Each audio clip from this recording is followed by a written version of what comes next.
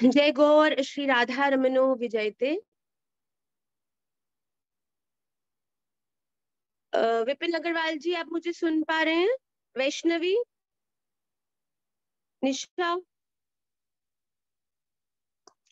आप सभी का निमाई पाठशाला की श्लोक कक्षा में पुनः बहुत बहुत स्वागत है। बहुत समय के बाद आज ये कक्षा हो रही है। कुछ बहुत बहुत से कारण, कुछ यात्रा के, कुछ बहुत अन्य कारण थे जिस कारण से, जैसे कि विद्यालयों में इस समय समर ब्रेक का समय था, वैसे ही निमाई पाठशाला में भी एक छोटा सा हमने कुछ समय का अवकाश लिया। और मुझे आशा है कि आप सब जब रीयूनाइट हो रहे हैं आज, तो हम सभी फिर से फुली एनर्जेटिक, फुली डेडिकेटेड हैं। और हम सभी ने, जैसा कि समर वेकेशंस का होमवर्क होता है और फिर टीचर जब स्कूल में दोबारा पुनः वो खुलते हैं तो चेकिंग होती है, तो मुझे आशा है कि आप सब भी अपने जो श्लोक हैं उनको आपने याद कर लिया है और आज हम उनको रिविजन करेंगे। Will keep the class very easy.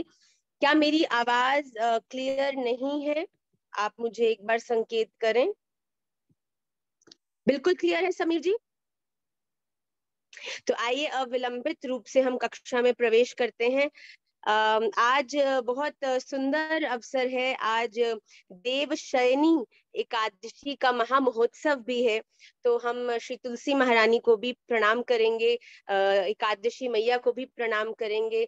ऐसा कहा जाता है कि आज जो नारायण भगवान है वो शेष शैया पर शयन करने चले जाते हैं, वो सो जाते हैं 4 महीने। तो फिर महाराज जी इस पे बहुत सुंदर एक भाव व्यक्त करते हैं कि अभी ये जो बाकी के जो महीने होते हैं, इन 4 महीनों को छोड़कर, उसमें तो स्वयं भगवान भी जगे हैं, सतर्क हैं। तो जीवन में आने वाले जो अपराध हैं, कष्ट हैं, उन पर पूरी दृष्टि बनाए रखते हैं कि मेरे प्यारे से कोई गलती नहीं हो जाए, मेरे प्यारे से कोई कोई अपराध नहीं बन जाए। पर जब ये 4 महीने जब ठाकुर जी शयन करते हैं, तो हमें ये प्रयास करना है कि हम अपने भीतर के जो भगवान हैं उन्हें जगाए रखें और जीवन में और सतर्क हो जाएं। और सतर्क होने का एक ही उपाय है कि हम अपने भजन को, अगर आप इस समय जो भी भजन का क्रम करते हैं उसको बढ़ा दें, जिससे कि आप अपनी ऊर्जा ज्यादा से ज्यादा जिस कार्य में लगाएंगे उसी का चिंतन ज्यादा से ज्यादा आपके हृदय में, आपके मन में बना रहेगा, जिससे कि अन्यत्र कोई भी जो बातें हैं, भाव हैं, उनका प्रवेश करना मुश्किल होगा। तो ये चातुर्मास्य, ये 4 मंथ्स ऑफ ये देवशयनी एकादशी से लेकर जो कार्तिक पूर्णिमा की देव उत्थानी एकादशी है, वहां तक का जो ये 4 महीने का समय है, जो कि लगभग इस वर्ष 2-3 नवंबर को पड़ रही है, तो उस तक हम लोग ये प्रयास करें कि इन 4 महीनों में हम अपने भजन को बढ़ाएं, अपने संग को वैष्णव का संग प्रदान करें, अपने आप को के भजन। अगर आप अभी 16 माला करते हैं तो अपनी माला, मैं चाहती हूँ कि निमाई पाठशाला का हर छात्र इन 4 महीनों में कोई ना कोई नियम अपने, जैसे हम कार्तिक में नियम लेते हैं कि हम दीप दान करते हैं ठाकुर जी को, तुलसी जी की परिक्रमा करते हैं, तो सदा चिंतन बना रहता है कि अरे संध्या हो गई, दीपदान करने जाना है, अरे संध्या की बेला हो गई, तुलसी महारानी की परिक्रमा करनी है। वैसे ही आपके जीवन में सात्विकता जब तक नहीं बढ़ेगी, तब तक श्री राधा रमन देव जी की दृष्टि में सुंदर बनना कठिन है। तो ये 4 महीने अपने भजन को बढ़ाएं, कोई सा भी एक सहज सिंपल नियम को अपने जीवन में लें कि ये 4 महीने बहुत सहज, कोई बहुत लंबा नियम नहीं लेना कि अरे 4 महीने तक करना है तो ये नियम कैसे निभेगा। सहज से सहज। आज वैष्णवी का मुझे बहुत अच्छा लगा कि सुबह मुझे मैसेज आया कि माँ चातुर्मास्य शुरू हो गया है, तो क्या मैं, हम जो पुरुषोत्तम अध्याय कर रहे हैं, प्रतिदिन इसका पाठ नियम रूप में ले लूं। मैंने कहा बहुत सुंदर बात है, अगर आपके मन में ऐसा भाव आया है तो एक चीज कोई भी, चाहे वो केवल तुलसी महारानी की 4 परिक्रमा क्यों ना हो, जो 16 माला करते हैं उनके मन अनुसार, समय अनुसार चाहे एक माला और बढ़ा दें, चाहे आप 17 माला करें, चाहे आप 32 माला करें, कुछ माला के क्रम को तो हर भक्त, हर छात्र निश्चित रूप से बढ़ाएं, कम से कम एक, ज्यादा से ज्यादा जैसी आपकी इच्छा हो और आपके समय के साथ आप जिसको निभा सकें। और आप किसी भी ग्रंथ का पाठ ले सकते हैं। चातुर्मास्य में आपको जो तीर्थ नदियों का स्नान है, इसका खूब महत्व होता है। पर मैं जानती हूँ कि ये प्रतिदिन करना बहुतों के लिए सहज नहीं है, पर आप अपने जीवन में इन 4 महीनों में सहज कोई एक आरती तो मैं अपने हाथ से करूंगी ही करूंगी। ठाकुर जी की संध्या आरती मैं ही करूंगी। मैं प्रतिदिन ठाकुर जी को ये एक स्तुति सुनाऊंगी ही सुनाऊंगी ये 4 महीने। मैं श्री तुलसी महारानी का अर्चन श्री राधा रमन देव जी के चित्रपट के ऊपर, या श्री ठाकुर जी जो आपके घर में सेवा विराज रही है उसके ऊपर मैं करूंगी ही करूंगी। अगर विष्णु सहस्त्र नामावली से नहीं कर सकती तो मैं राम रामेति रमे रामे मनोरमे सहस्त्र नाम तत्तुल्यम राम नाम वरानने। इस एक श्लोक के साथ, इस एक मंत्र के साथ हम श्री ठाकुर जी के चरणों में एक तुलसी दल भी अर्पण करने का संकल्प लें, तो ये ठाकुर जी के हृदय को बहुत प्रसन्नता देगी। और क्योंकि देव शयन हो चुके हैं, ठाकुर जी शयन में जा चुके हैं विष्णु भगवान, तो जो आपके हृदय में जो सात्विकता है वो प्रबल होगी और आपको अच्छे कार्य करने के लिए वो प्रोत्साहित करेगी, आपका मार्गदर्शन करेगी। तो चातुर्मास्य में, जैसा हमने पिछले कार्तिक में भी कहा है, एक नियम हर बालक ले, छोटे से छोटा नियम हो। कोई किसी के पास बहुत अवकाश हो तो अपनी 16 माला बढ़ा दे, अपनी जो तुलसी अर्चन है उसे 100 जो विष्णु सहस्त्र नामावली है उससे करना प्रारंभ कर दे। एक कोई चीज अपने प्रतिदिन के रूटीन में जोड़े, ऐसा मेरा आप सबके चरणों में निवेदन है कि ये चातुर्मास्य में कहते हैं यात्रा भी कम से कम करनी चाहिए। और इस चातुर्मास्य का हम राधा रमणियों के हृदय में बहुत प्रबल भाव है, क्योंकि ये चातुर्मास्य ही था जब श्रीमन चैतन्य महाप्रभु को ने श्री गोपाल भट्ट गोस्वामी जी का चयन किया। उस समय वो दक्षिण में थे और वहां पे यात्रा कर रहे थे, तो उस समय जब चातुर्मास्य लगा तो उन्होंने वहीं रुकने का निर्णय लिया और वहां पर उनकी भेंट श्री गोपाल भट्ट गोस्वामी जी से हुई, जिनके भाव को देखकर उन्होंने उनको ऐसा आदेश दिया कि जब माता पिता की सेवा से निवृत्त हो जाओगे गोपाल, तब तुम मेरी सेवा में आना, तब तुम श्रीधाम वृंदावन आना। और वही हुआ, जब श्री गोपाल भट्ट गोस्वामी जी बड़े हुए तब वो अपनी पूर्ण सेवा से निवृत्त होकर श्रीधाम आए, गंडकी जी से बहुत से शालिग्राम को लेकर आए, जैसा श्री महाप्रभु जी ने उन्हें आदेश दिया था। और उन्हीं शालिग्राम में से उनके भाव से प्रसन्न होके, उनकी सेवा से प्रसन्न होके, उनके प्रेम से प्रसन्न हो गए। तो सत्य बताऊं, उनके अश्रुओं से प्रसन्न होकर श्री जो शालिग्राम जी थे उन्होंने स्वरूप लिया और हमारे श्री राधा रमन देव जो प्रकट हो गए। तो आप सबको ये मैं निवेदन करूंगी बार बार कि इस चातुर्मास्य में अगर आप पर भी कोई संत रीझ जाए आपकी सेवा भक्ति प्रेम को देखकर, तो स्वयं ठाकुर जी के आने में कोई बड़ी बात नहीं है। ये केवल पूर्ण पवित्रता से, पूर्ण श्रद्धा से, बिना किसी कपट से एक तुलसी दल भी अर्पित करना, मैं सत्य कहती हूँ ठाकुर जी उसे स्वयं, मैं कहती हूँ शयन में होंगे, पर शयन से भी आपने मनी मन आपकी उस प्रार्थना को स्वीकार करेंगे। तो आइए आज हम जल्दी से कक्षा में प्रवेश करते हैं। बहुत दिन से बहुत बातें करनी थी, बहुत सी हमारे जो निमाई पाठशाला का कैंप है, चातुर्मास्य प्रारंभ हो गया है, तो पहले चातुर्मास्य को केंद्रित करते हुए ऐसा मेरा मन हुआ कि आप सबको ये बताया जाए कि एक नियम कोई भी आप इस चातुर्मास्य में लीजिएगा।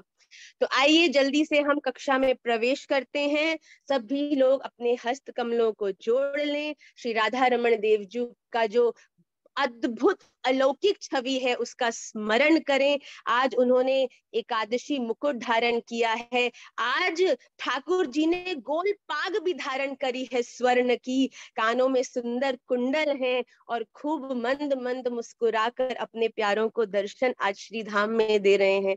तो आप सभी इस अलौकिक छवि का स्मरण करते हुए कक्षा में प्रवेश करें। कृष्णाय वासुदेवाय हरये परमात्मने प्रणतः क्लेशनाशाय गोविन्दाय नमो नमः। सच्चिदानंद रूपाय विश्वोत्पत्त्यादिहेतवे तापत्रय विनाशाय श्रीकृष्णाय वयं नमः। श्रीरामाय वयं नमः। श्रीगौराय वयं नमः। अहमेवासमेवाग्रे नान्यद्यत् सत्सत्परम् पश्चादहं यद्देतच्च यो वशिष्येत सोऽस्म्यहम्।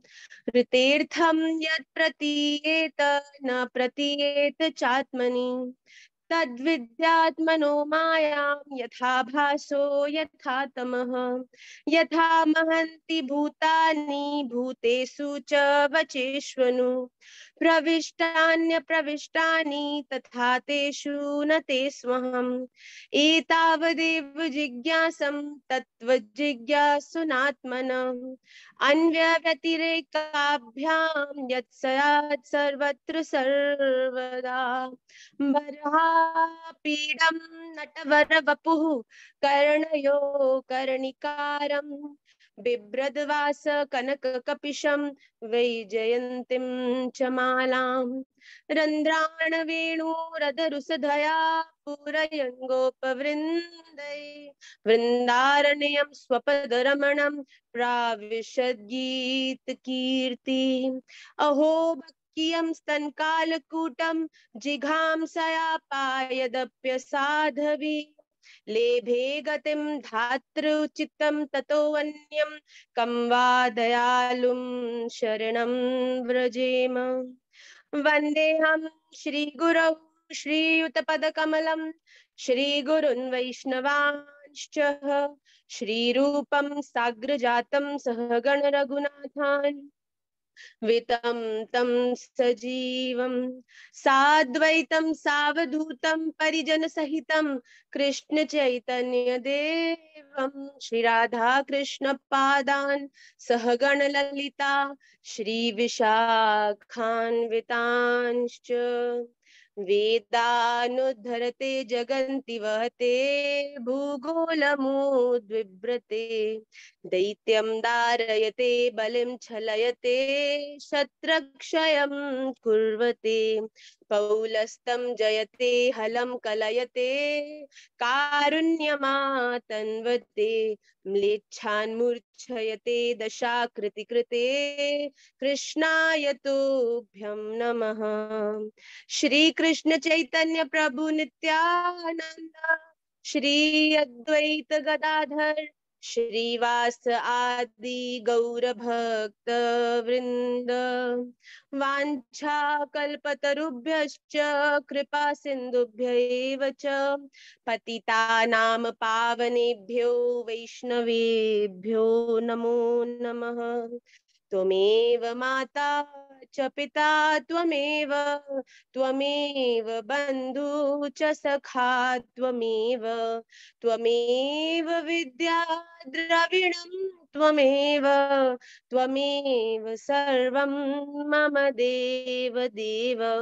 नाम संकीर्तनं यस्य सर्वपाप प्रणाशनं प्रणामो दुःख शमनस्तं नमामि हरिं परम्। नाम संकीर्तनं यस्य सर्वपाप प्रणाशनं प्रणामो दुःख शमनस्तं नमामि हरिं परम्। नाम संकीर्तनं यस्य सर्वपाप प्रणाशनं प्रणामो दुःख शमनस्तं नमामि हरिं परम्। हा नाथ रमण प्रेष्ठ क्वासी क्वासी महाभुज दास्यास्ते कृपणाया मे सखे दर्शय सन्निधिम। हरे कृष्णा कृष्णा कृष्णा हरे हरे, हरे राम राम राम राम हरे हरे, हरे कृष्णा कृष्णा कृष्णा हरे हरे, हरे राम राम राम हरे हरे, हरे कृष्णा कृष्णा कृष्णा हरे हरे, हरे राम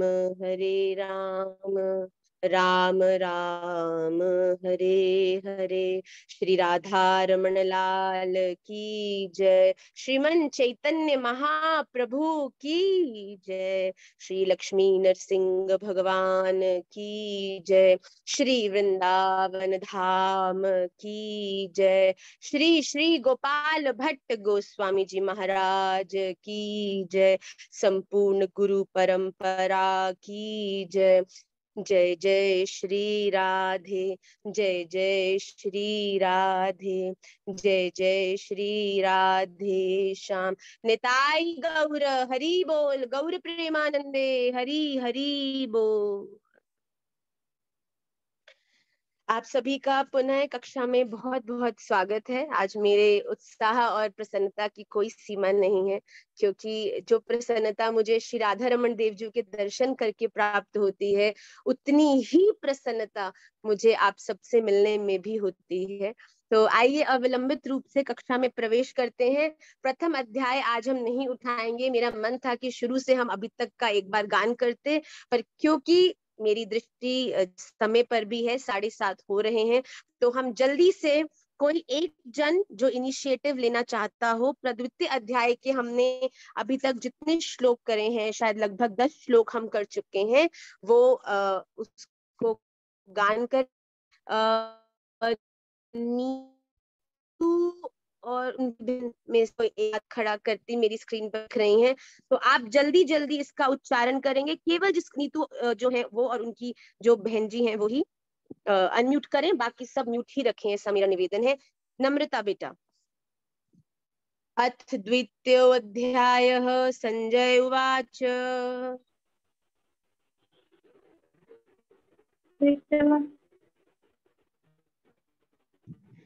तृतीयोऽध्याय संजय उवाच तं तथा कृपयाभीष्टम् अश्रुपूर्णाकुलेक्षणम् विषिदन्तमिदं वाक्यम् उवाच मधुसूदन उवाच कुतस्त्वाकश्मलम् इदं विस्मे समुपस्थितम् अनार्यजुष्टम् अस्वर्ग्यम् अकीर्तिकरमर्जुन क्लैब्यमास्मगमः पार्थ नैतत्त्वय्युपपद्यते शूद्रं हि दौर्बल्यं त्यक्तोत्तिष्ठ परन्तप।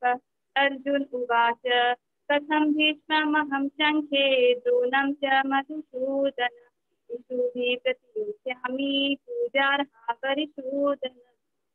गुरून् हत्वा हि महानुभावान् श्रेयो भोक्तुं भैक्षमपीह लोके हत्वास्य कामांस्तु गुरूनिहैव भुञ्जीय भोगान् रुधिप्रदिक्षान् न चैतकृत्मः कतरन्नो गरीयो यद्वा जयेम यदि वा नुजयेयुः यानेव हत्वा न जिजीविषाम तेव स्थितः प्रमुखिभास कार्पण्यदोषोपहत स्वभावः पृच्छामि त्वां धर्मसम्मूढचेतः यत्ते यस्यानि स्थितं ब्रूहि तन्मे तेजस्विनं शाधिमां त्वां प्रपन्नम् नाहि प्रपश्यामि ममापनुद्यात् यशोकमुच्छोषणम् इन्द्रियाणाम् अवाप्य भूमावस्य प्रार्थननिघ्नं राज्यं सुराणामपि चाधिपत्यम्। संजय उवाच एवमुक्त्वा ऋषिकेशं गुडाकेशः परन्तप अयोध्य इति गोविन्दम् उक्त्वा तुष्टिं बभूवः। तमुवाच ऋषिकेशः सहसन्निव भारत सेनयोरुभयोर्मध्ये विचित्रं सम्मितं वच। श्रीभगवान् उवाच अशोच्यानन्दशोचस्त्वं प्रज्ञावादांश्च भाषसे गतासु न गतासु च नानुशोचन्ति पण्डितम्। अद्येवाहं जातुनाथं न त्वं नेमे जनार्दन। अचैव न भविष्यामः सर्वे वयमतः परम्। श्री राधे। गौरवी अपने आप को म्यूट रखो बेटा। हाँ नम्रता, बहुत सुंदर।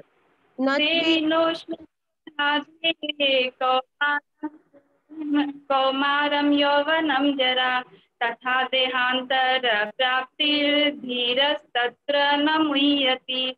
मात्रा स्पर्शास्तु कौन्तेयः शीतोष्ण सुख दुःखदा आगमापायिनो नित्या सांस्थितिष्वत भारत। यं हि न व्यथयन्ते ते पुरुषर्षभ समदुःख सुखं धीरं शोभितत्वाय कल्पते। नाशतो विद्यते भावो न भावो विद्यते सत उभयोरपि तिष्ठन्तस्वनयोस्तत्त्वदर्शभिः। अविनाशी तु तद्विद्धि येन सर्वमिदं ततम्। विनाशम् अव्ययस्यास्य न कश्चित् कर्तुमर्हति। अन्तवन्त इमे देहा नित्यस्योक्ताः शरीरिणः अनासीनो प्रमेयस्य तस्मादुभ्यस्व भारत। य एनं वेत्ति हन्तारं यश्चैनं मन्यते हतम् उभौ तौ न विजानीतो नायं हन्ति न हन्यते। न जायते म्रियते वा कदाचित् नायं भूत्वा भविता वा न भूय अजो नित्यः शाश्वतोऽयं पुराणो न हन्यते हन्यमाने शरीरे। बहुत सुंदर लाली, बहुत सुंदर। Very very good. अद्भुत उच्चारण और अद्भुत गति। इससे पता चलता है कि आप प्रतिदिन इसका पाठ कर रहे हैं घर पे। बहुत सुंदर। प्रथम प्रयास समर वेकेशन के बाद खूब प्रसन्नता प्रदायक है। आइए अगले श्लोक की ओर जल्दी से अग्रसर होते हैं। आपकी स्क्रीन पे हैं।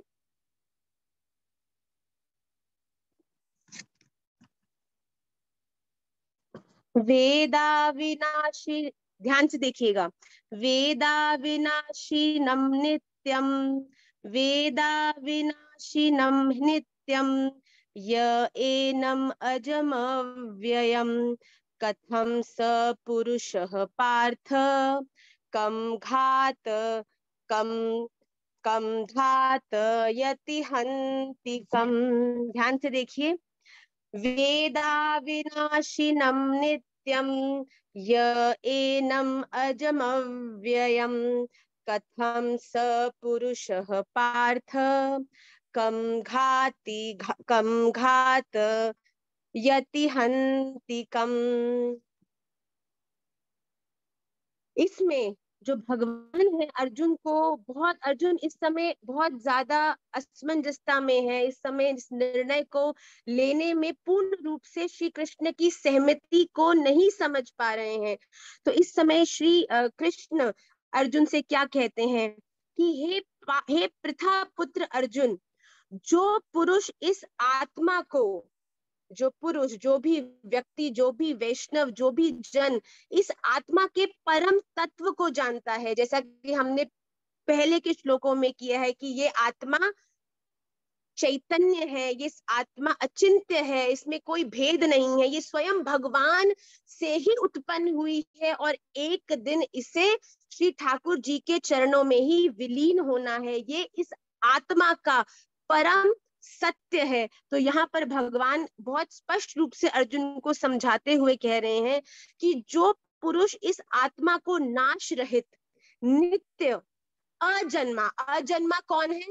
जो अजन्मे से प्रकट हुआ है, जिसका जन्म नहीं हुआ है, अजन्मे स्वयं परमात्मा है और उनसे प्रकट होने वाली ये आत्मा भी अजन्मा है। और जो वैष्णव भक्त इस बात को समझता है कि ये आत्मा नाश रहित, इसका कभी नाश नहीं हो सकता, नित्य, ये सदा रहने वाली, अजन्मा, जिसका कभी जन्म नहीं हुआ हो, और अव्यय है, जो ये जानता है कि ये नित्य है, वो पुरुष कैसे किसी को मरवाता है और कैसे किसी को मारता है। जब भगवान स्पष्ट कह रहे हैं कि तुम करता हो ही नहीं, ये संपूर्ण ब्रह्मांड मेरे द्वारा, मेरे निर्देश अनुसार ही चलता है, और इसमें जो चलाने वाली ऊर्जा मेरी, जिसे आत्मा का तत्व कहा गया है, जो कि मेरा ही परम तत्व है, वो जब इस सभी कार्यों को संपन्न करती है, तो इस देह को तुम कैसे कह सकते हो कि ये देह किसी को मार सकता है या मरवा सकता है? तो भगवान कह रहे हैं कि अगर तुम परम ज्ञानी हो और मेरे रहस्य को, मुझे पाना चाहते हो, तो इस बात को स्पष्ट समझो कि करने वाला, करता तुम नहीं, मैं हूं। तो हर कार्य जो भी आप संपन्न करते हैं, उसके नींव में स्वयं भगवान है, ऐसा कहते हैं भगवान। आइए इसका हम 2-3 बार गान करते हैं, फिर हम अगले श्लोक की ओर अग्रसर होंगे।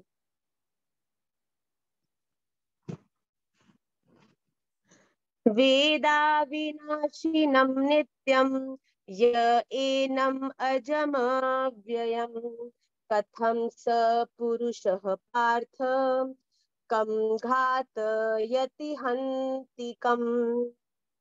वेदा विनाशिनं नित्यं य एनम् अजमव्ययम् कथं स पुरुषः पार्थ कम घातयति हन्तिकम्। एक आखिरी बार, वेदा विनाशिनं नित्यं य एनम् अजमव्ययम् कथं स पुरुषः पार्थ कम घातयति हन्तिकम्। वो किसी को कैसे किसी भी प्रकार का आघात कर सकता है, कैसे किसी को भी चोट पहुंचा सकता है, जबकि ये आत्मा जो है, ये अजन्मा है, मुझसे उत्पन्न हुई है। तो इस बात को जो पुरुष जल्दी से जल्दी समझ जाता है, वो मेरे परम तत्व को जानने के योग्य हो जाता है। ऐसा भगवान स्पष्ट अर्जुन को कह रहे हैं कि जो मैं कह रहा हूं, बिना किसी संदेह के उसको करो। वासांसि जीर्णानि यथा विहाय नवानि गृह्णाति नरोपराणि तथा शरीराणि विहाय जीर्णान्यान्यानि संयाति नवानि देहि। यहाँ पर भगवान स्पष्ट बताते हैं कि जैसे कि हम, कोई भी मनुष्य जीव एक कपड़े को उतारता है और दूसरे को धारण करता है, वैसे ही ये आत्मा भी बिल्कुल वैसी ही है। अपने कर्मानुसार, आप जो कर्म करते हैं उनके अनुसार ये बार बार अपने शरीर का चयन करती है, उसको अपने शरीर का बदलाव करती है। पर ये आत्मा को कभी कुछ नहीं होता। किसी ने मुझसे पूछा कि माँ, आत्मा को परम तत्व क्यों कहा गया है, आत्मा को भगवान के तुल्य क्यों माना गया है? तो इसका यही एक उत्तर है कि जो आत्मा है, उसका परम तत्व ये है कि वो श्री राधा रमण देवजू से ही प्रकट हुई है। पर ये आत्मा विभिन्न शरीरों का चयन करती है, और उन शरीरों में रहते हुए हम कर्म करते हैं, जिनके अनुसार, जिनके फल अनुसार हमें विभिन्न विभिन्न देह प्राप्त होते हैं। अच्छे कर्म करोगे तो मनुष्य जीवन प्राप्त होगा, अच्छे कर्म नहीं करोगे, अहित करोगे तो अन्य अन्य शरीर आपको प्राप्त होंगे। पर एक ना एक दिन कोई एक शरीर के बाद कोई 10 शरीर के बाद, कोई 1000 शरीरों के बाद, एक ना एक दिन इस यात्रा का जो विराम है, विश्राम है, वो श्री राधा रमण देव जी के चरणों में ही होना है। जो ये आत्मा वहां से आई है, इसे एक ना एक दिन वहीं विलीन होना है। पर ये हमारे कर्मों पर निर्भर करता है कि हम क्या इसी शरीर में रहते हुए वो कर्म, वो भजन करने में सक्षम होते हैं कि इसके बाद श्री राधा रमण देव जी अपने धाम निकुंज हमें ले जाए, कि अन्यत्र शरीरों का चयन करते करते, भोगते भोगते, करते करते, करते करते, करोड़, 10 करोड़, 10 लाख इतने आत्माओं, इतने शरीरों को का भोग करने के बाद उस आत्मा को ठाकुर जी की प्राप्ति होगी। सबसे सहज ठाकुर जी की प्राप्ति करना ये मनुष्य देह में ही उसकी बल है, वो सक्षम है।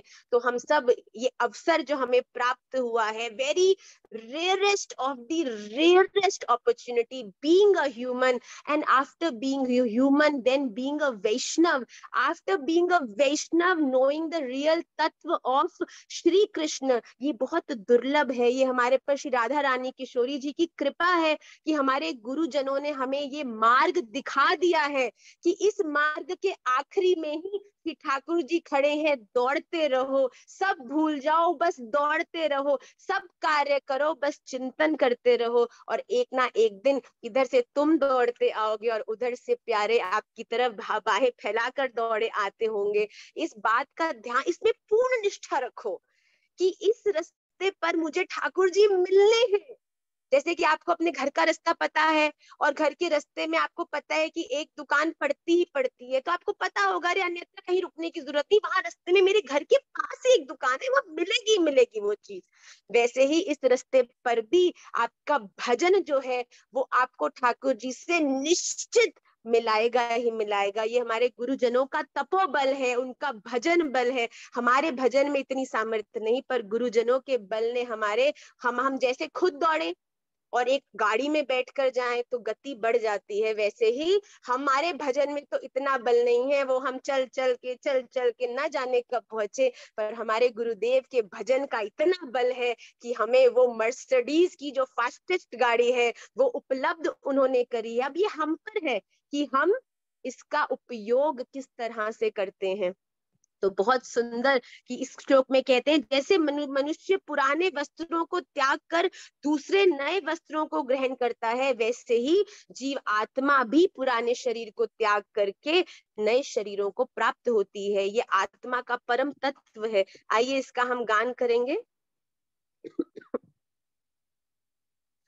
वासांसि जीर्णानि यथा विहाय नवानि गृह्णाति नरोपराणि तथा शरीराणि विहाय जीर्णान्यन्यानि संयाति नवानि देहि। ध्यान से देखिए तृतीय लाइन में, तथा शरीराणि विहाय जीर्णान्य, जो न्य है वो ऊपर जाएगा, जीर्णान्य, फिर अन्यानि संयाति नवानि देहि। वासांसि जीर्णानि यथा विहाय नवानि गृह्णाति नरोपराणि तथा शरीराणि विहाय जीर्णान्य अन्यानि संयाति नवानि देहि। एक आखिरी बार, वासांसि जीर्णानि यथा विहाय नवानि गृह्णाति नरोपराणि तथा शरीराणि विहाय जीर्णानि अन्यानि संयाति नवानि देहि। बहुत स्पष्ट ठाकुर जी अर्जुन को समझा रहे हैं कि सर्वधर्मान परित्यज्य मामेकं शरणं व्रज, कि तू सब भूल जा, सब कुछ त्याग कर दे, जो मैं कहता हूँ केवल केवल वही कर, ना इस शरीर के कर्मों में फंस, केवल अपने लक्ष्य के भीतर श्री राधा रमन देव जी को विराजमान करके उनकी प्रसन्नता का ध्यान करके कर्मों को करो, तो कभी जीवन में कोई भी कर्म गलत हो ही नहीं सकता। बस केवल केंद्र में क्या है, केंद्र में ईर्ष्या है, केंद्र में क्रोध है, केंद्र में प्रतिस्पर्धा कंपटीशन है। What is the centre? आप किसी से आगे क्यों बढ़ना चाहते हो? क्या उससे, क्या आपके भजन के केंद्र में अन्यत्र कोई है, या आपके भजन के केंद्र में श्री राधा रमन देव जी के नूपुर सहित वो चरण है, जिनको गोपियां कहती हैं कि हमारे वक्ष स्थल पर रख के हमारे हृदय की जलती उस अग्नि को आप शांत करो श्री ठाकुर जी। क्या अपने कर्मों के केंद्र को बहुत ध्यान रखें। What is the centre of your action and what is the motive of your action. आप जो काम कर रहे हैं उसके केंद्र, उसको करते समय आपको कौन ध्यान आ रहा है? क्या आपको गुरुदेव याद आते हैं? उत्तम। अगर आपको राधा रमन याद आते हैं, अति उत्तम। अगर आपको पड़ोसी याद आते हैं, आप मंदिर जाते हैं, अन्यत्र कोई याद आते हैं, तो फिर सुधार की आवश्यकता है। अभी अपने पे कार्य करना जरूरी है। और फिर जो भी आप कर रहे हैं, आप माला करते हैं, उसके कोर में क्या चाहते हैं आप? कि मैं मिसेस गुप्ता से ज्यादा धन कमाने लगूं? क्या मैं अपने जीवन में वो जो मेरी पड़ोसन है वो बहुत बनती है उसका पतन हो जाए? क्या आप अन्यत्र कोई आपकी चेष्टा है कि चेष्टा केवल एक है कि मैं श्री राधा रमन देव जी के चरणों की सेवा प्राप्त कर सकूं, उनके निकुंज में एक अपने अपने अपनी जो निकुंज जाकर श्री राधा रानी श्री जुगल जोड़ी सरकार की सेवा में विद्यमान हूं? इस प्रकार की अगर लक्ष्य है, ऊर्जा है, उत्साह है, तो स्वयं भगवान उसे पूरा करने में आपका सहयोग करेंगे, ऐसा मैं दावा करती हूँ। तो इसी प्रकार अर्जुन को भगवान कहते हैं, तू चिंता मत कर, तू कर्म कर, क्योंकि तेरे इस कर्म के पीछे मैं खड़ा हूं, तो चिंता मत करे। नैनम छीदन्ति शस्त्राणि, नैनम दहति पावकः, न चैनम क्लेदयन्त्यापो, न शोषयति मारुतः। नैनम छीदन्ति शस्त्राणि, नैनम दहति पावकः, न चैनम क्लेदयन्त्यापो, न शोषयति मारुतः। इस आत्मा के ही तत्व को और प्रकाशित करते हुए भगवान अर्जुन को समझाते हैं कि नैनम छिदन्ति शस्त्राणि, किसी भी शस्त्र से इस आत्मा को काटा, इस छिदन्ति मतलब इसके इसके टुकड़े नहीं किए जा सकते। नैनम छिदन्ति शस्त्राणि, शस्त्राणि नैनम दहति पावक। पावक क्या होती है? अग्नि। अगर आप प्रायवाची देखें तो अग्नि का प्रायवाची है पावक। तो वो क्या कह रहे हैं भगवान की, इस आत्मा को कोई शस्त्र काट नहीं सकता, किसी भी प्रकार की अग्नि इस आत्मा को जलाने में सक्षम नहीं है, इसको जल गला नहीं सकता। अगर आप कोई भी वस्तु को पानी में डालेंगे कुछ समय में वो गलने लगेगी। तो कहते हैं भगवान की इसको जल में रखने से भी ये गलेगी नहीं, और कोई भी वायु इसको सुखा नहीं सकती। तो कहते हैं ये मेरा तत्व है, ये सदा चैतन्य है, तो इसे कोई भी किसी भी तरह से प्रभावित नहीं कर सकता। तो इस प्रकार से भगवान अर्जुन को समझा रहे हैं। नैनम छिदन्ति शस्त्राणि, नैनम दहति पावकः, न चैनम क्लेदयन्त्यापो, न चैनम क्ले, कले नहीं बोलेंगे, न चैनम क्लेदयन्त्यापो, न शोषयति मारुतः। नैनम छिदन्ति शस्त्राणि, नैनम दहति पावकः, न चैनम क्लेदयन्त्यापो, न शोषयति मारुतः। एक आखिरी बार, नैनम छिन्दन्ति, नैनम छिन्दन्ति शस्त्राणि, नैनम दहति पावकः, न चैनम क्लेदयन्त्यापो, न शोषयति मारुतः। नैनम छिन्दन्ति शस्त्राणि, नैनम दहति पावकः, नैनं छिन्दन्ति शस्त्राणि नैनं दहति पावकः न चैनं क्लेदयन्त्यापो न शोषयति मारुतः। नैनम छिन्दन्ति शस्त्राणि नैनम दहति पावकः, कि इसे ना तो कोई जला सकता है, ना इसे कोई काट सकता है, ना इसे कोई गला सकता है, और ना ही इसे कोई सुखा सकता है। वायु भी इसे प्रभावित नहीं कर सकती। ऐसा भगवान स्पष्ट अर्जुन को बार बार कह रहे हैं। अगले श्लोक को ध्यान से देखिएगा, ये उच्चारण थोड़ा कर रहा है, इसको ध्यान से हम लोग संधि करके पढ़ेंगे।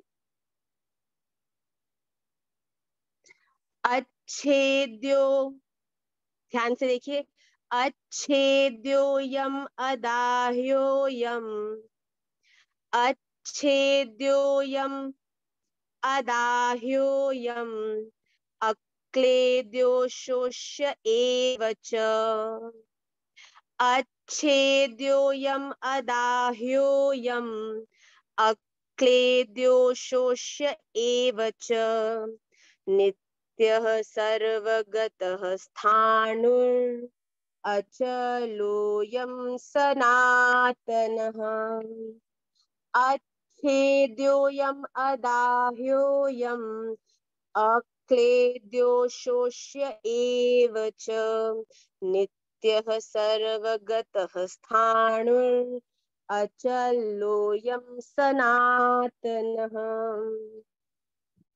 इसमें पुनः भगवान यही बता रहे हैं कि क्योंकि ये आत्मा अच्छेद्य है, बिना किसी छिद्रों की, ये आत्मा अदाह्य है, ये आत्मा अक्लेद्य है और निस्संदेह अशोष्य है, जिसका कोई, इस आत्मा को कोई शोक नहीं है, कोई प्रसन्नता नहीं है, ना ये मरने वाली है, ना ये मारने वाली है। ये सदा पूर्ण रूप से अपने आप में पूर्ण है, तथा ये आत्मा नित्य, सर्वव्यापी, अचल, स्थिर स्थिर रहने वाली है, और इस आत्मा का परम तत्व सनातन है, क्योंकि ये परमेश्वर भगवान के स्वयं श्री अंग से प्रकट हुई है। इसीलिए ये सदा, इसका जो परम तत्व है, ये आत्मा आपके द्वारा किए गए अपराध पुण्य इन सब से इंडिपेंडेंट है। इस आत्मा को कोई फर्क नहीं पड़ता कि आप जीवन में क्या अपराध कर रहे हैं या क्या पुण्य कर रहे हैं। इस आत्मा का केवल एक ही कार्य है कि आपके द्वारा किए गए कर्मों के अनुसार जो भगवान इन्हें आदेश देते हैं, निर्देश देते हैं, उसका ये पालन करती है। तो भगवान ही स्वयं इसके परम तत्व है, और परम तत्व क्योंकि भगवान है, इसीलिए ये सनातन है, ये सदा रहने वाली है। आइए इसका उच्चारण करते हैं, ध्यान से पुनः इसका उच्चारण करेंगे।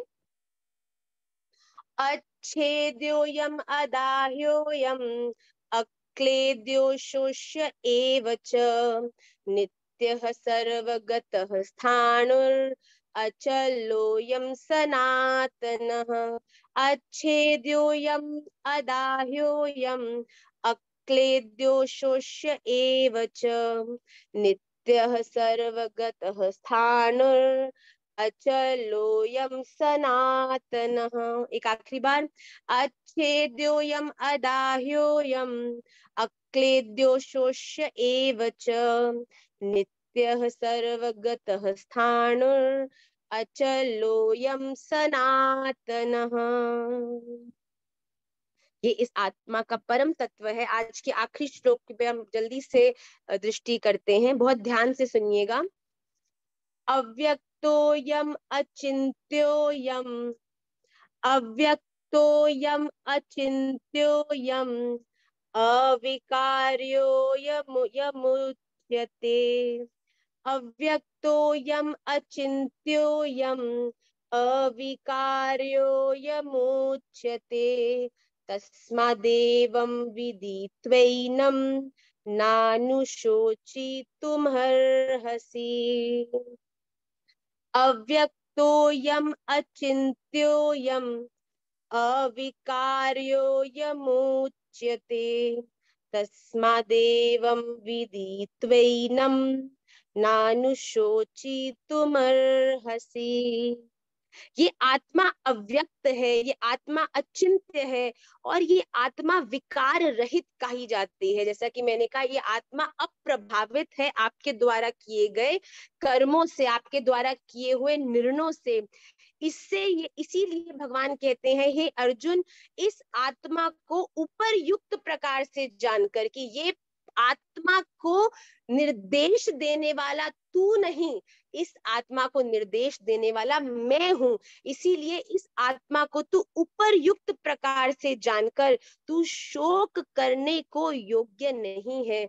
अगर कोई कार्य हम करें तो वो हमारे लिए शोकदायी है, पर जब कोई कार्य हमने किया ही नहीं तो हम उसका शोक क्यों मनाएंगे? जब तक जीवन में ये बात घटेगी नहीं कि कर्तुम अकर्तुम अन्यथा कर्तुम, ये सब कुछ जो करने वाले हैं, जो हम कर सकते हैं, जो कर रहे हैं वो भगवान है, जो हम नहीं कर रहे वो भी भगवान है, और जो हम सोच भी नहीं सकते कि हम कर सकते हैं अन्यथा कर्तुम, वो भी स्वयं भगवान ही है।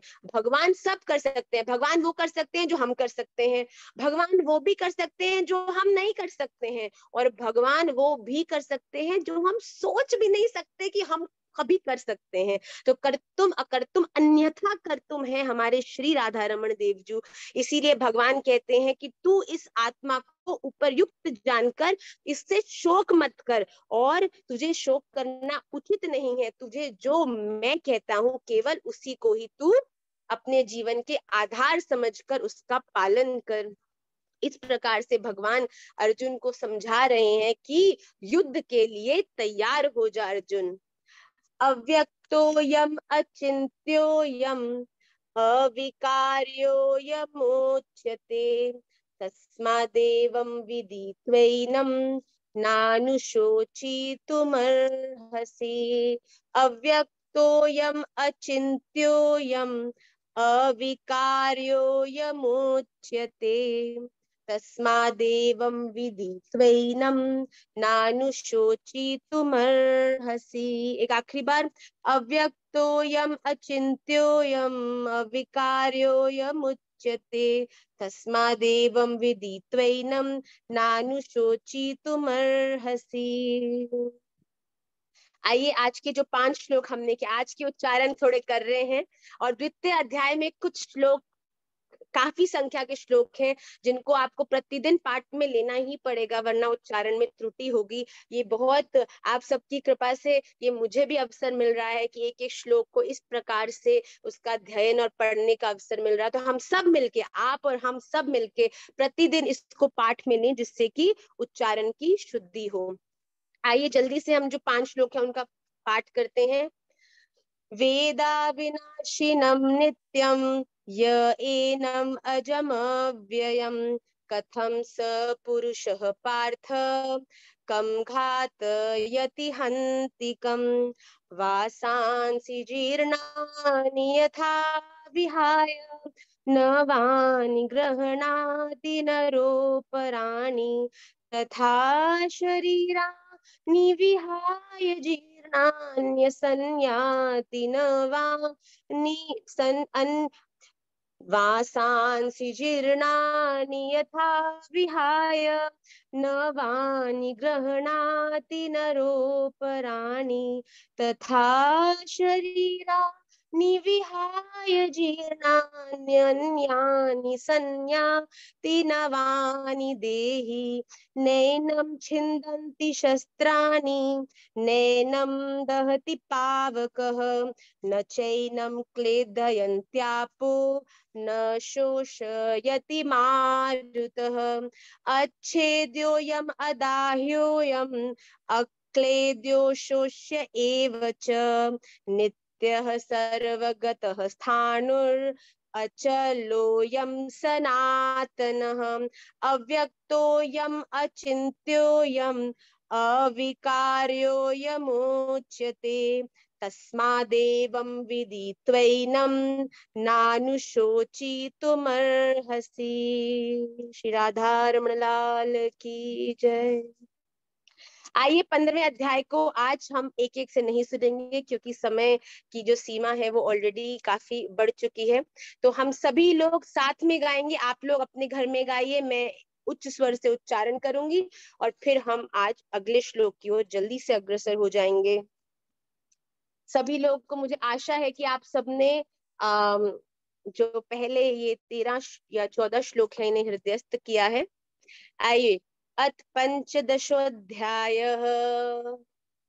श्री भगवान उवाच ऊर्ध्वमूलमधः शाखम् अश्वत्थं प्राहुरव्ययम् छन्दांसि यस्य पर्णानि यस्तं वेद स वेदवित् अधश्चोर्ध्वं प्रसृतास्तस्य शाखा गुणा प्रवृद्धा विषय प्रवाला अधश्च मूला न्यनुसन्ततानि कर्मानुबन्धीनि मनुष्यलोके न रूपमस्येह तथोपलभ्यते नान्तो न चादिर्न च सम्प्रतिष्ठा अश्वत्थमेनं सुविरूढमूलम् असङ्गशस्त्रेण दृढेन स्थित्वा ततः पदं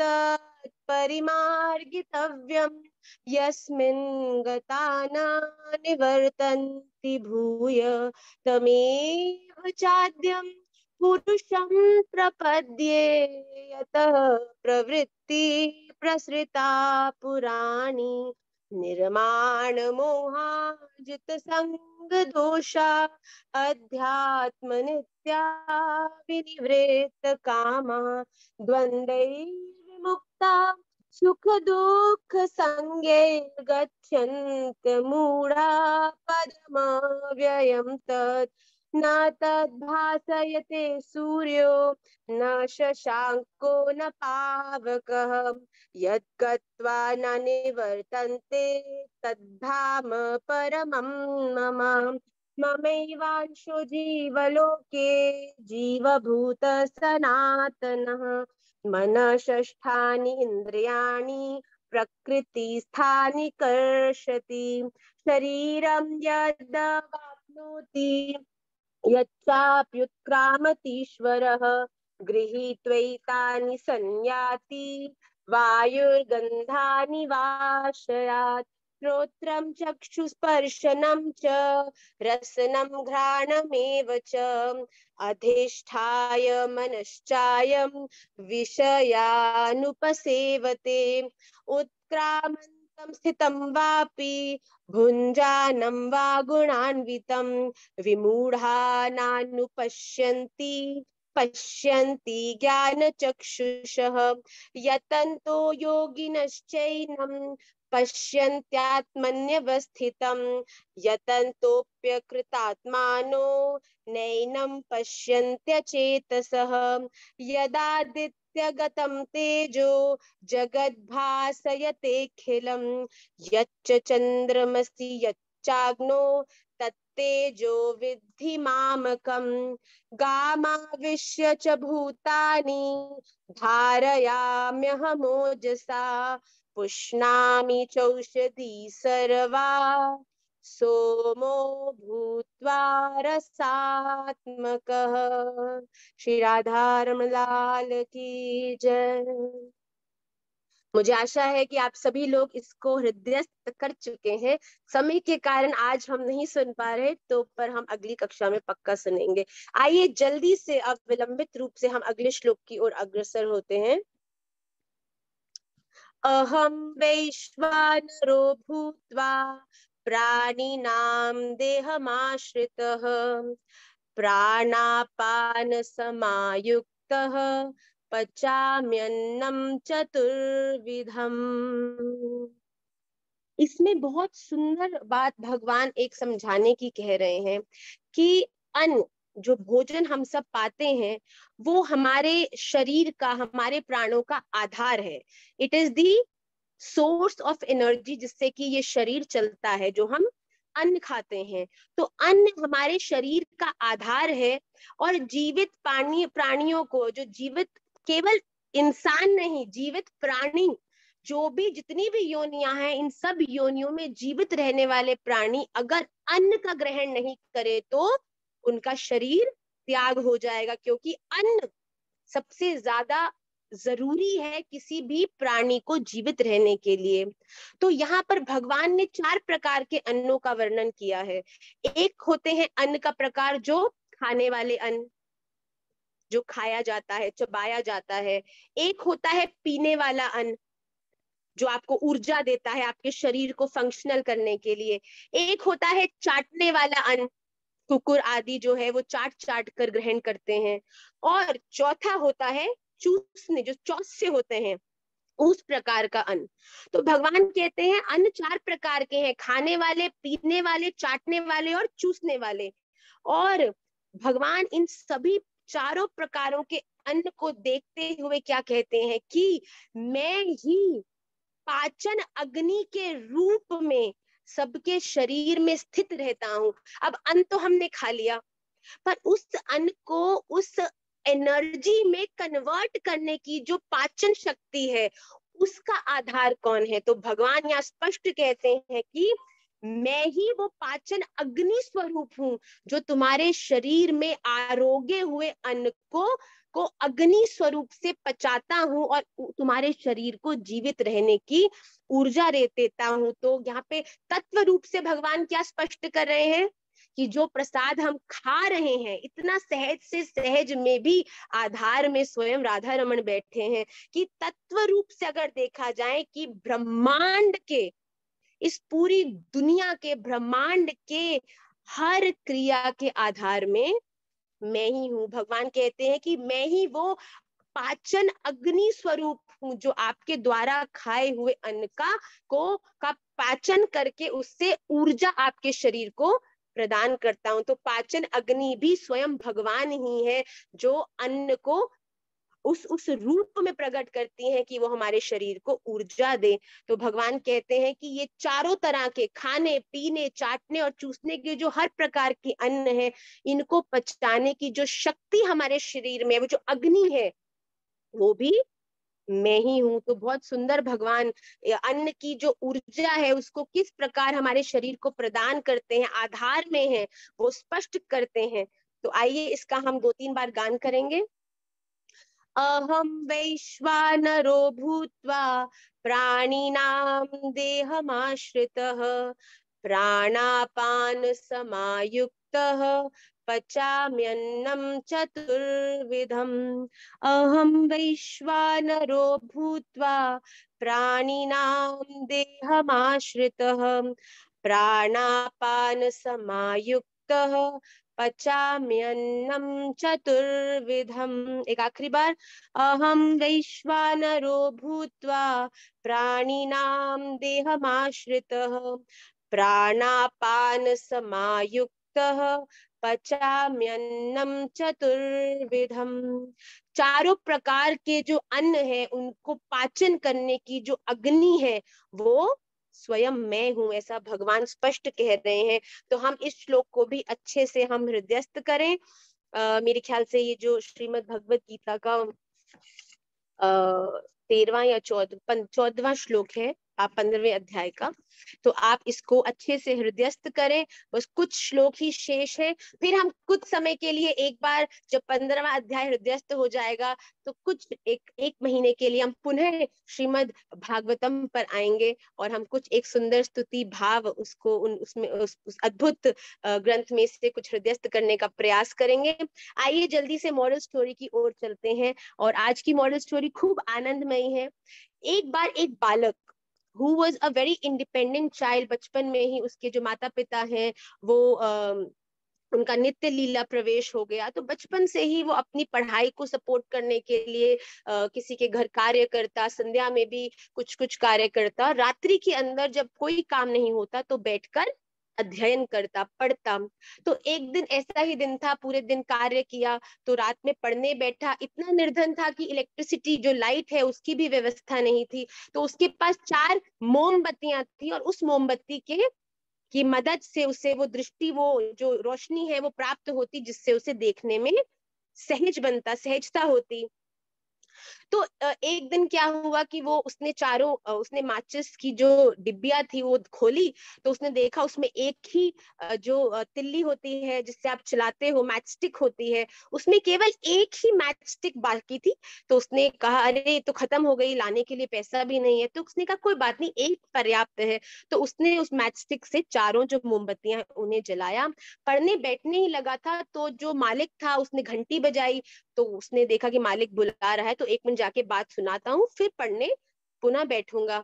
तो वो जाता है मालिक की बात सुनने। जैसे ही वो जाता है तो कमरा है, उसमें चार मोमबत्तियां जल रही हैं, और वो चारों मोमबत्तियां एकदम से एक दूसरे से बात करने लगती हैं। तो पहली मोमबत्ती होती है बड़ी उदास, बहुत जीवन से हतोत्साहित होकर, कहती है कि तुम्हें मालूम है तीनों मेरी सहेलियों, मैं कौन हूँ? तो तीनों मोमबत्ती पूछती हैं हाँ बताओ तुम कौन हो? तो वो कहती है मैं ना विश्वास का प्रतीक हूँ। जो पहली मोमबत्ती है वो कहती है मैं विश्वास हूँ। पर तुम तो जानती हो ये कलयुग है जिसमें लोग विश्वास करने योग्य ही नहीं है। कोई भरोसा तुम, एक तो पहली बात कोई किसी पे भरोसा करता भी नहीं है, क्योंकि आजकल भरोसा करने योग्य लोग भी नहीं है। तो विश्वास की तो कहीं पे किसी के भी हृदय में जगह ही नहीं है। तो मेरा जलने का क्या मतलब, मेरा इस दुनिया से में कोई मतलब नहीं है, तो मैं बुझ रही हूँ। तो वो जो एक मोमबत्ती थी जो विश्वास का प्रतीक थी, जो बड़ी उदास थी कि इस दुनिया में कोई किसी पे विश्वास नहीं करता, सब लोग इतने ज्यादा भीतर ही भीतर, रावण के तो 10 मुख थे, देख के पता चल गया था कि ये रावण है, इसकी 10 अहंकार क्रोध ये सब अलग अलग मुख है। पर आजकल तो अद्भुत है कि एक रावण, उस एक रावण के 10 मुख थे, पर 1000 मुखों वाला ये मनुष्य आज एक ही मुख में सभी समाये बैठा है।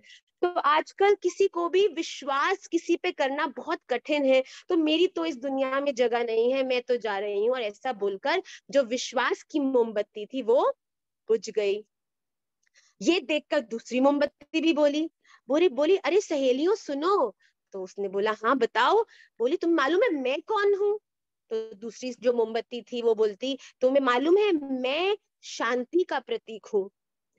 पर तुम जैसा जानती हो कलयुग में कहाँ शांति है, हर जगह अपराध हो रहे हैं, हर जगह मारा काटी हो रही है, चोरी हो रही है, लोग लूट रहे हैं, हर एक जन एक को क्रोधित करने में, अशांत करने में लगा है। आजकल कोई भी कोई ऐसे वचन बोल के खुश नहीं है जिससे दूसरा शांत हो जाए। पर जब किसी और को क्रोध दिलाकर अशांत देखते हैं तो हृदय को इतनी शीतलता मिलती है औरों के। तो मुझे ऐसा लगता है शांति का भी आज के समय में कोई भी स्थान नहीं है। सब जगह अशांति फैली है, तुम कहीं भी देख लो, किसी भी क्षेत्र में देख लो, लोग लोगों को मार रहे हैं, लोग हल्ला कर रहे हैं, गलत बातें बोल रहे हैं।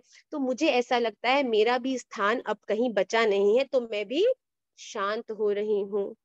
तो जो शांति का प्रतीक वाली मोमबत्ती थी वो भी बुझ गई, विश्वास बुझ गया, शांति बुझ गई। तीसरी मोमबत्ती को भी उत्साह आया, अरे सहेली तुझे मालूम है मैं कौन हूँ? तो तीसरी मोमबत्ती बोली मैं प्रेम का प्रतीक हूँ। पर आजकल के समय वो भी बहुत उदास, प्रेम की मोमबत्ती। आजकल देखो लोग इतने दुष्ट हैं कि मुख पर मेरा गलत चेहरा दिखाते हैं पर अंदर से नफरत से भरे हैं, अंदर से बहुत सी द्वेषों से भरे हैं। आजकल प्रेम, सत्य प्रेम कोई किसी से नहीं करता। हर जन दिखाता है मुख के सामने कि मैं तुमसे प्रेम करता हूं, पर भीतर ही भीतर जैसे कहते हैं ना, आशीर्वाद देते हैं कि तू सदा प्रसन्न रहे, और भीतर ही भीतर ऐसा बोलते हैं कि तेरा दिवालिया निकल जाए तो आनंद हो जाए, मैं 10 किलोमीटर की नंगे पांव परिक्रमा दूं अगर तेरा दिवालिया निकल जाए तो। इस प्रकार के भाव लोगों के हृदयों में है। तो प्रेम की भी मुझे लगता है कोई जगह बची नहीं है, तो मैं भी शांत हो जाती हूँ।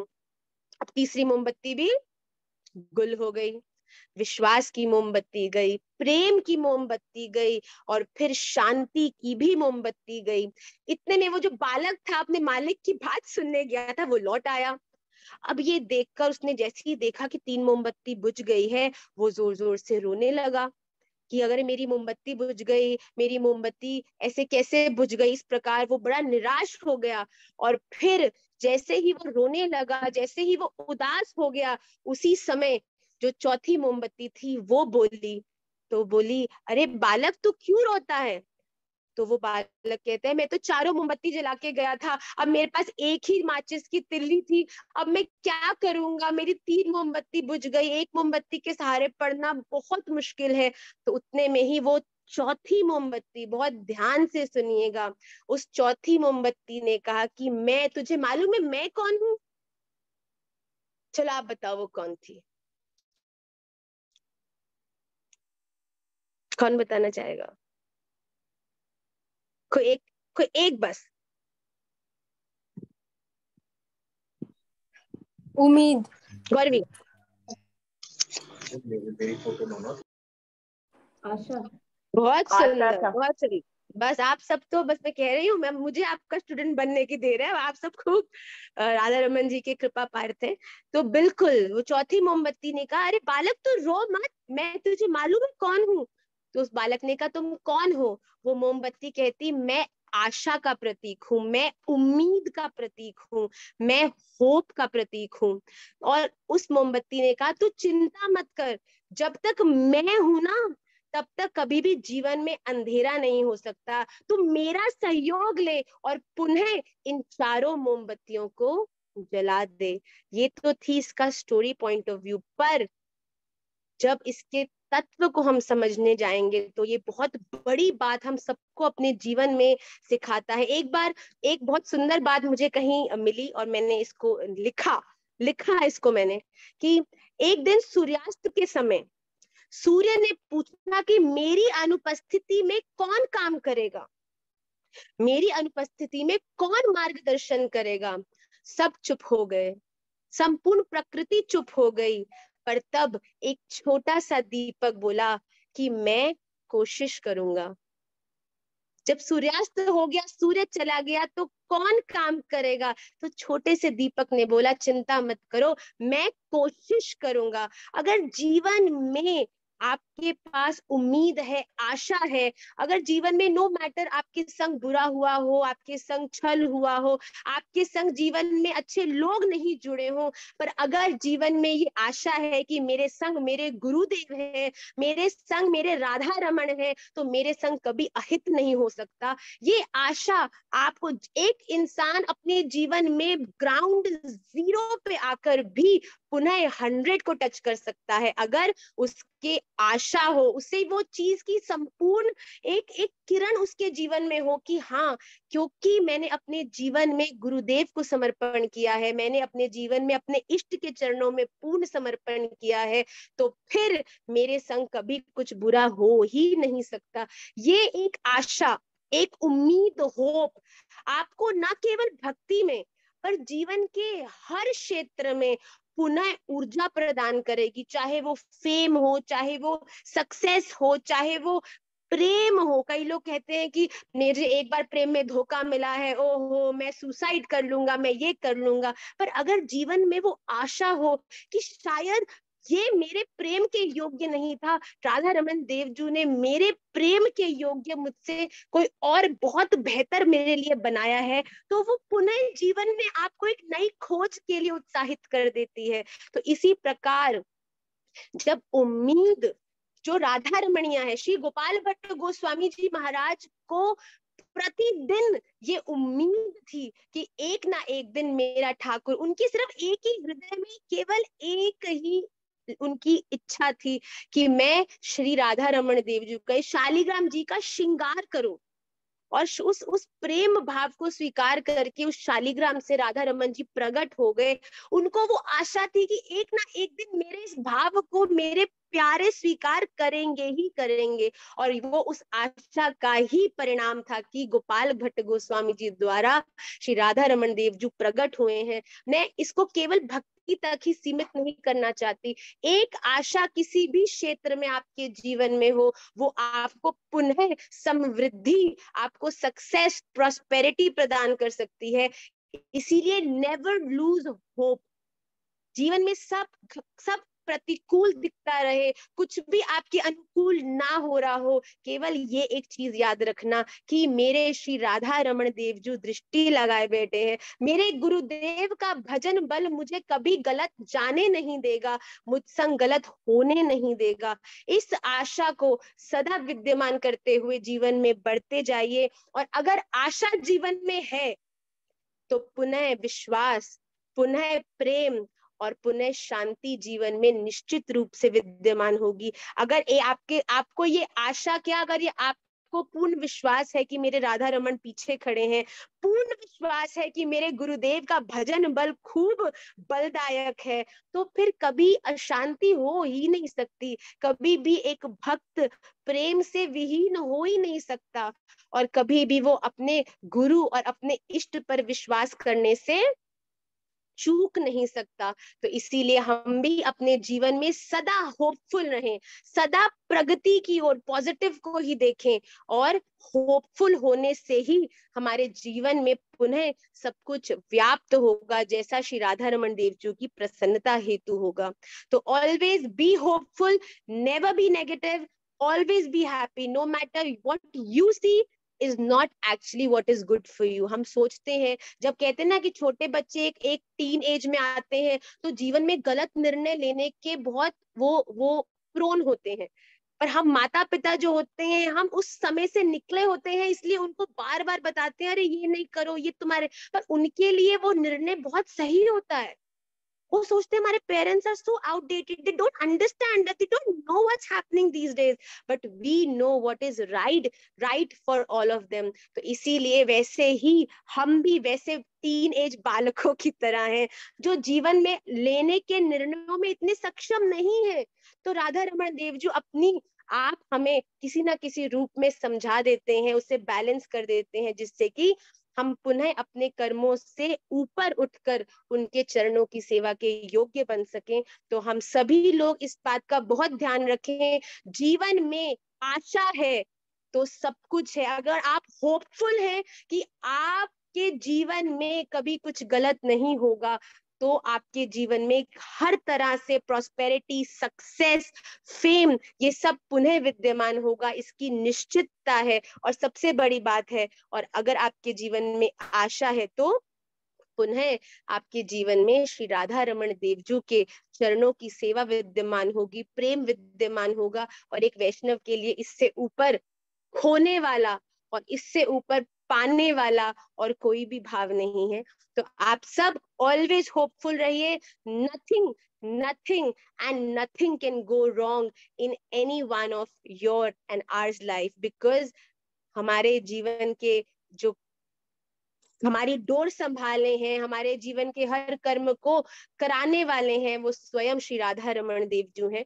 उसका ध्यान रखते हुए आप सभी अपना ध्यान रखें, be hopeful, be positive, be excited. ये बहुत सुंदर समय है, ये 60-70-80 नॉर्मली लोगों का जो होता है जीवन, वो हम सबको प्रदान है। तो इसको हमें खूब खूब भजन से भर भर कर ठाकुर जी के कि इसी जन्म बस काम बन जाए, इसके बाद पुनः ठाकुर जी से विरह अलग अलग जन्मों में लेकर फिर पुनः ना जाने कहाँ आएंगे, कैसा वातावरण मिलेगा, गुरुदेव जैसे गुरुजन मिलेंगे कि नहीं मिलेंगे, कि राधा रमन देव जी के दर्शन कर पाएंगे कि नहीं कर पाएंगे, ये सोचकर भी हृदय बैठने सा लगता है। तो बहुत इस समय का, इस अद्भुत अपॉर्चुनिटी का सब लोग पूरा पूरा फायदा उठाएं, उसको पूरा पूरा उपयोग करें, ऐसी मेरी प्रार्थना है। अगर जीवन में होप है तो love, faith and peace definitely will come back to your life. ये मेरा नहीं, स्वयं भगवान का कहना है कि मुझसे आशा रखो तो तुम्हारे जीवन के हर कार्य संपन्न होंगे। आप सब लोग खूब आनंदित रहे, खूब ठाकुर जी आप सब पर कृपा करें और अपने जीवन को भजन के माध्यम से सुंदर बनाएं। चातुर्मास्य प्रारंभ हो चुका है, एक नियम निश्चित रूप से आज से ही अपने जीवन में जोड़ें, जिससे कि ये 4 महीने प्लीज उसे इजी सा रखिएगा।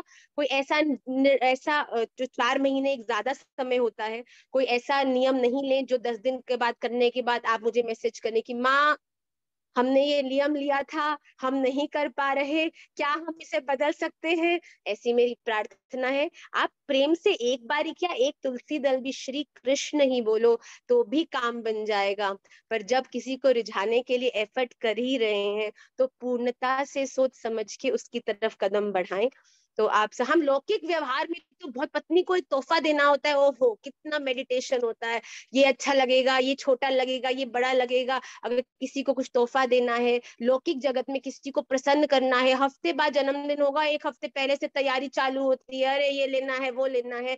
पर जब अपने प्रिय श्री राधा रमन देव जी को रिझाना है, उनसे अपने प्रेम को व्यक्त करना है, तो क्यों ना थोड़ा सोचकर उनके लिए भी उस समय को हम निकालें। तो आप सब आनंद से, प्रेम से, शांति से बैठ के उस नियम का चयन करें। और 4 महीने तक, देवोत्थान एकादशी तक जो कार्तिक में आती है, जो कि इस बार 3 या 4 नवंबर की है, तब तक आप लोग उस नियम का पालन करें, ऐसी मेरी प्रार्थना है।